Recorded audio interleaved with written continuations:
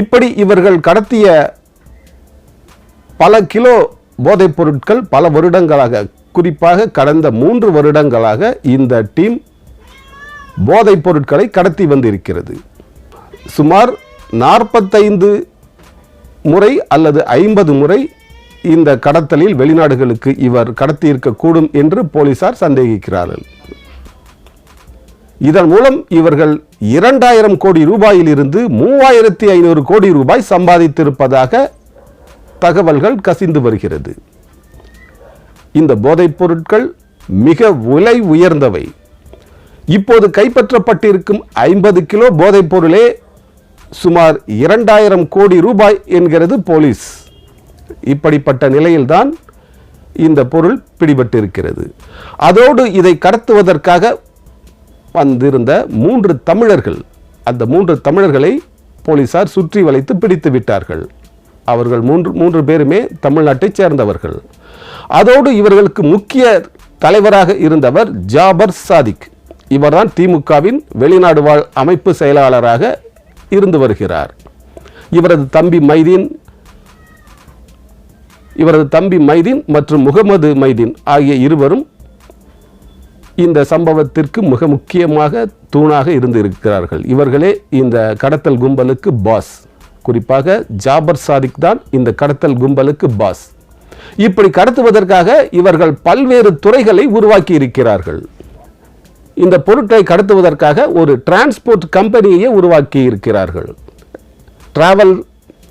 Travels என்று கூறப்படும் போக்குவரத்து கம்பெனி ஒன்றை துவக்கி இருக்கிறார்கள்.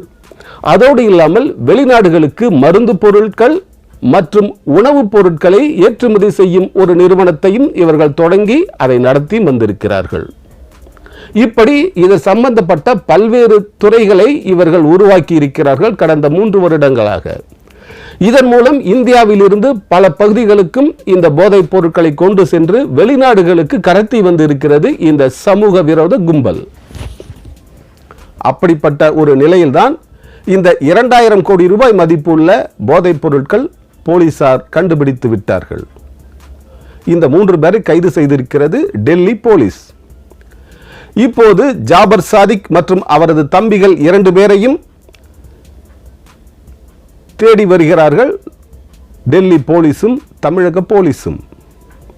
இது பற்றி டெல்லி போலீசார் தமிழக போலீசாருக்கு தகவல் கொடுத்து இவர்களை கைது செய்ய நடவடிக்கை எடுக்க வேண்டும் என்று கோரிக்கை விடுத்திருக்கிறார்கள்.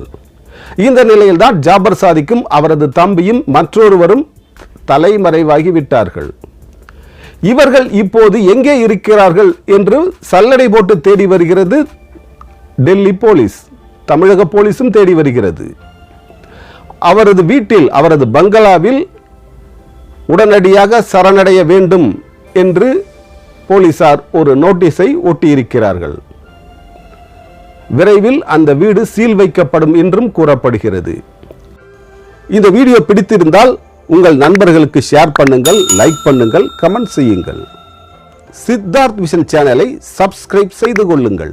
பக்கத்தில் உள்ள பெல் பட்டனையும் மறக்காமல் கிளிக் செய்து கொள்ளுங்கள். அதை தொடர்ந்து வருகிற ஆல் நோட்டிபிகேஷன் பட்டனையும் மறக்காமல் கிளிக் செய்து கொள்ளுங்கள்.